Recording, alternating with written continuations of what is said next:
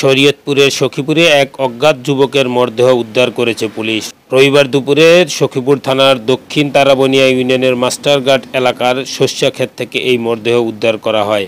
Police জানায়, রবিবার সকাল 9:30টার দিকে স্থানীয় এলাকাবাসী ওই মরদেহ পড়ে থাকতে দেখে পুলিশকে খবর দেয়।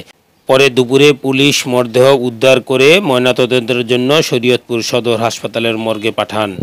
এদিকে এলাকাবাসী জানান, ওই অজ্ঞাত ব্যক্তিকে পাগল বেশে গত কয়েকদিন ধরে এ এলাকায় দিয়ে চলাচল করতে দেখা গেছে।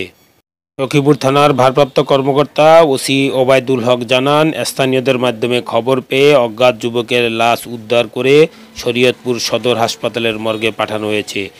এ ব্যাপারে থানায় অপমৃত্যু একটি মামলা দায়ের করা হবে, তবে লাশের পরিচয় এখনও মেলেনি। অজ্ঞাত ওই যুবকের বয়স আনুমানিক 30 বছর হবে বলে জানান। সকালবেলা ঘাট থেকে মাস্টারঘাট গেছিলাম যাত্রী আনার উদ্দেশ্যে, যাত্রী ছিল না, তার গাড়ি গাড়ি নিয়ে আসতেছি।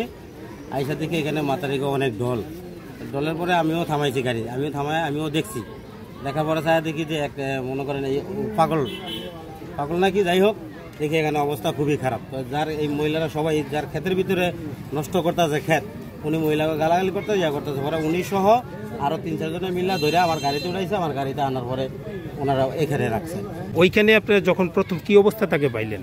ওইখানে দেখছি বসে রয়েছে রাস্তার ভিতরে, এরকম রাস্তার ভিতরে বসে রয়েছে ক্ষেতের ভিতরে। ওই জায়গাটার নাম কি, যে জায়গাটা পড়েছে? এই তো একটু সামনে। এই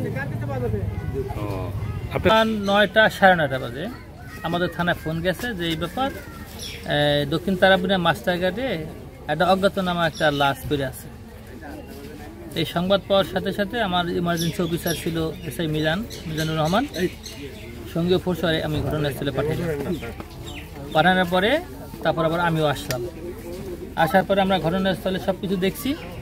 এখন এই লাশটা কেউ চিনে না, কেউ শনাক্ত করতে পারতেছে না। লাশের যে সুরাতাল করা দরকার সেটা আমরা করার পরে আমরা মৃত্যুর যে সঠিকটা কারণ এটা নির্ণয় করার জন্য আমরা শরীয়তপুর সদর হাসপাতাল মর্গে প্রেরণ করতেছি।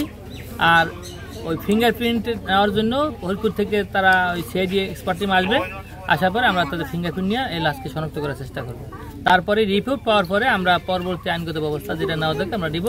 আপাতত এখানে আমরা ওই অপমৃত্যু মামলা রেকর্ড করার জন্য